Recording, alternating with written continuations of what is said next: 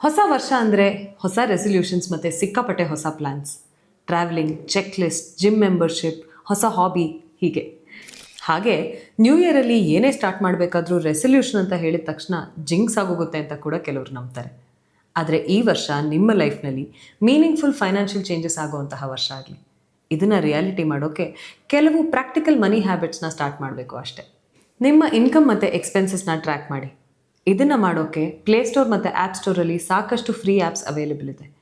ಇದನ್ನು ಟ್ರ್ಯಾಕ್ ಮಾಡೋದ್ರಿಂದ ನಿಮ್ಮ ದುಡ್ಡು ಎಲ್ಲಿ ಹೋಗ್ತಿದೆ ಅಂತ ತಿಳ್ಕೊಂಡು ನಿಮ್ಮ ಸ್ಪೆಂಡಿಂಗ್ ಪ್ಯಾಟರ್ನಲ್ಲಿ ಈಸಿಯಾಗಿ ಚೇಂಜಸ್ನ ಮಾಡ್ಕೋಬಹುದು. ಇನ್ವೆಸ್ಟ್ಮೆಂಟ್ ಮಾಡೋಕ್ಕೆ ಪ್ರೊಕ್ರಾಸ್ಟಿನೇಟ್ ಮಾಡೋ ಬದಲಿಗೆ ನಮ್ಮ ಪೇಮೆಂಟ್ಸ್ನ ಆಟೋಮೇಟ್ ಮಾಡೋದ್ರಿಂದ ಆಟೋಮ್ಯಾಟಿಕ್ಕಾಗಿ ಮನಿ ಲಾಕಿನ್ ಆಗುತ್ತೆ ಮತ್ತು ನಾವು ಆ್ಯಕ್ಷನ್ ತೊಗೊಳ್ಳೋದನ್ನು ಪೋಸ್ಟ್ಪೋನ್ ಮಾಡೋದು ತಪ್ಪುತ್ತೆ. ಮೋಸ್ಟ್ ಇಂಪಾರ್ಟೆಂಟ್ಲಿ ನಿಮ್ಮ ಎಮರ್ಜೆನ್ಸಿ ಫಂಡ್ನ ಬಿಲ್ಡ್ ಮಾಡ್ಕೊಳ್ಳಿ. ಈ ಫಂಡ್ ನಿಮ್ಮ 6 months ವರ್ತ್ ಆಫ್ ಎಕ್ಸ್ಪೆನ್ಸಸ್ನ ಕವರ್ ಮಾಡಬೇಕು. ಮಾರ್ಕೆಟ್ ಟ್ರೆಂಡ್ಗಳನ್ನು ಫಾಲೋ ಮಾಡಿ ಬ್ಲೈಂಡಾಗಿ ಇನ್ವೆಸ್ಟ್ ಮಾಡೋದು ನಾಟ್ ಅ ಗ್ರೇಟ್ ಚಾಯ್ಸ್.